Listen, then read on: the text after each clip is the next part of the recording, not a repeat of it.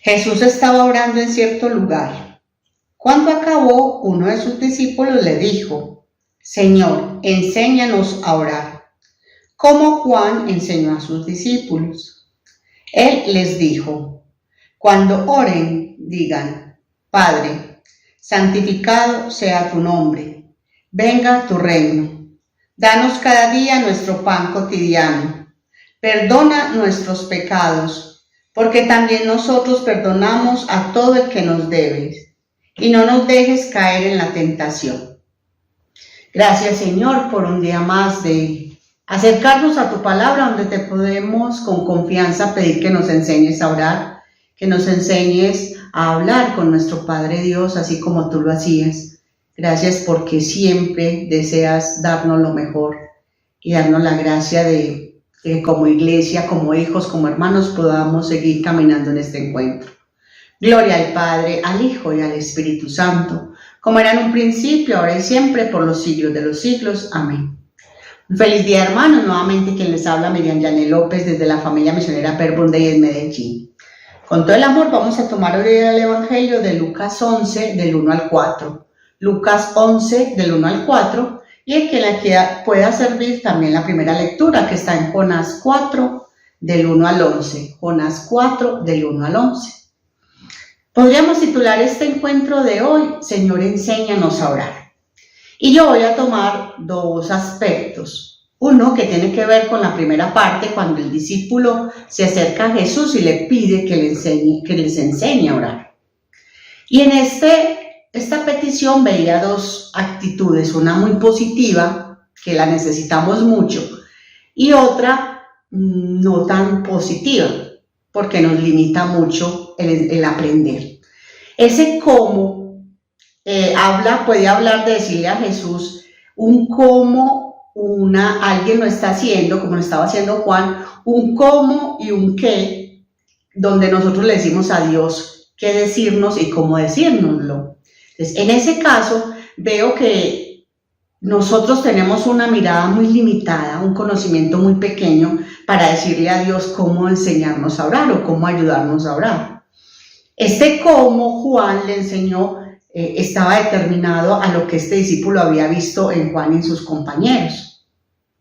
Entonces, una primera invitación, pedirle al Señor que nos enseñe a orar y estar disponibles y abiertos para que el Señor lo haga como Él puede hacerlo. Él tiene una sabiduría para aumentarnos y darnos un amplio panorama. Él tiene unos cómo y qué decirnos con tanta novedad, que la sorpresa de la oración es lo que nos mantiene alegres en esa presencia viva de Dios, que es real, que viene, que está y que nos sorprende a cada uno dentro de lo que está viviendo y dentro de lo que necesita.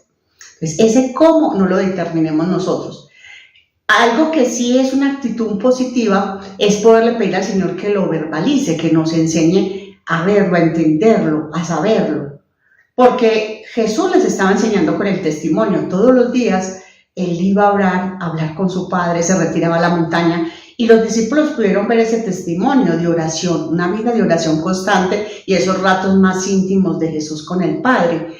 Pero como ellos se quedaban afuera, como ellos se quedaban a distancia, como ellos sabían que Jesús iba a orar, pero no sabían ese cómo. Entonces, ese cómo como pregunta, como necesidad de saber y de entender, eso sí lo necesitamos cada día, porque nadie puede decir que ya sabe orar.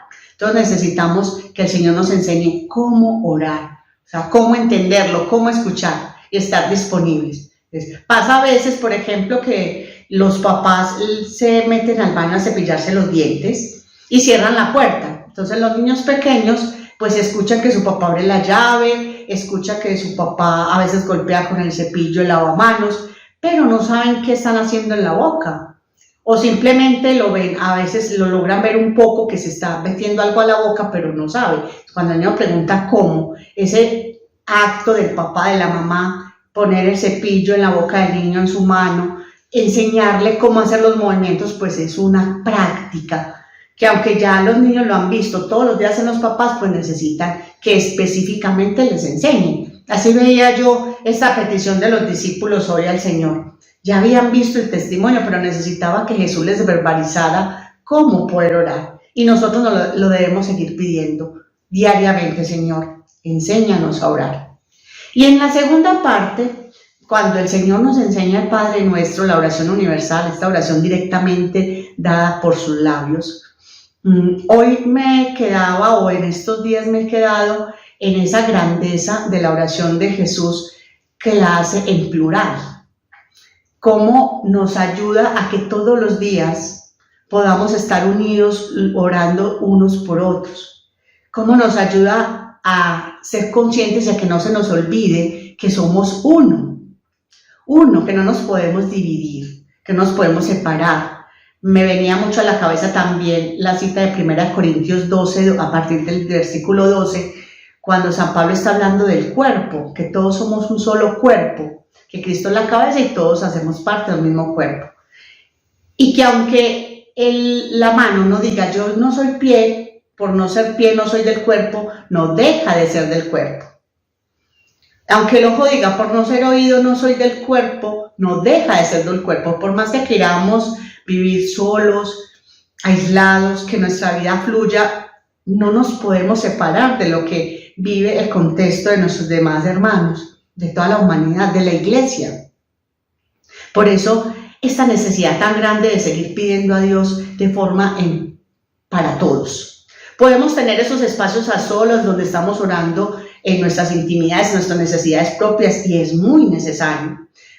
También con nuestra familia, pero nunca nos podemos separar de saber que todos nos alegramos por el bien de todos, que avanzamos en comunidad, que la plenitud y la gracia está cuando todos como hermanos, como hijos de Dios, pues vamos formando el reino y la iglesia de Dios, la familia de Dios. Así que no desvincularnos.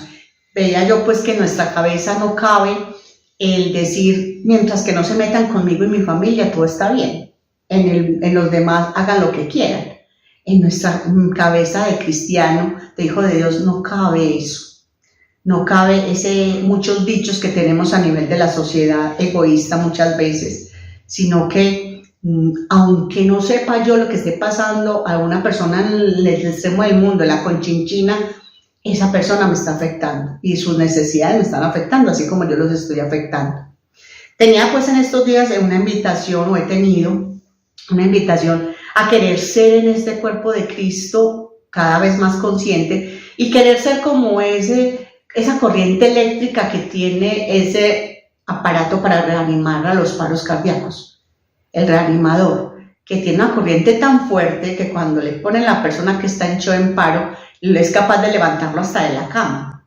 Nosotros, aunque nos sintamos esa célula tan pequeña, tan diminuta, que ni se ve microscópicamente, necesitamos y podemos ser esas corrientes de vida en el cuerpo de Cristo. Esa es una invitación cuando escuchaba al Padre Nuestro, a seguir siendo vida, a orar en plural, a seguir caminando cada uno con su cruz. Cada uno tiene que cargar su cruz, lo que a diario tiene que hacer, pero a mantener esa unidad de unos por otros, que cuando todos salimos adelante nos alegramos.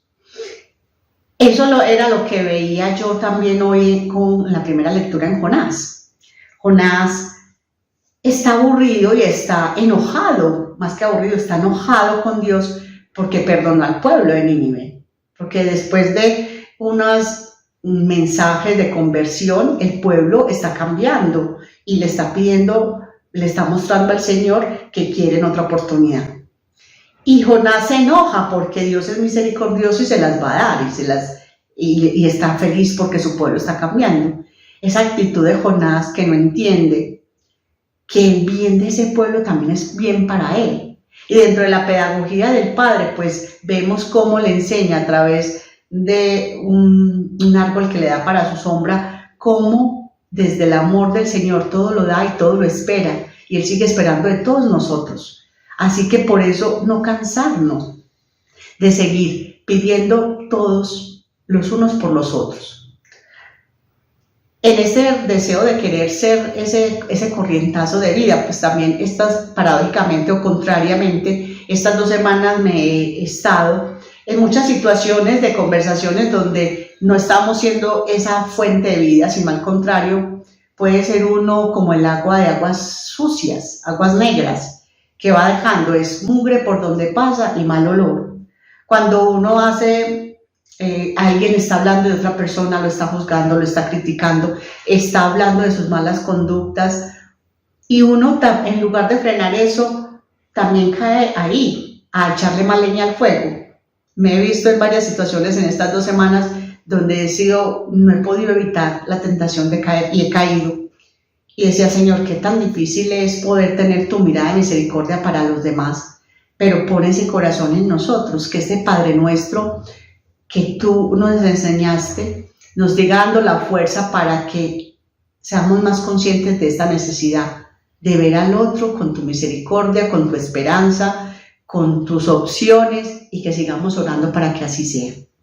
Que nuestra Madre María, que también es Madre nuestra, es Madre en plural de todo un pueblo, unos hijos a los que a todos les duele, nos siga ayudando con este corazón generoso, más universal, más familiar, más en plural, para que sigamos unidos caminando con la dicha de ser la Iglesia y el pueblo de Dios. Una muy buena oración.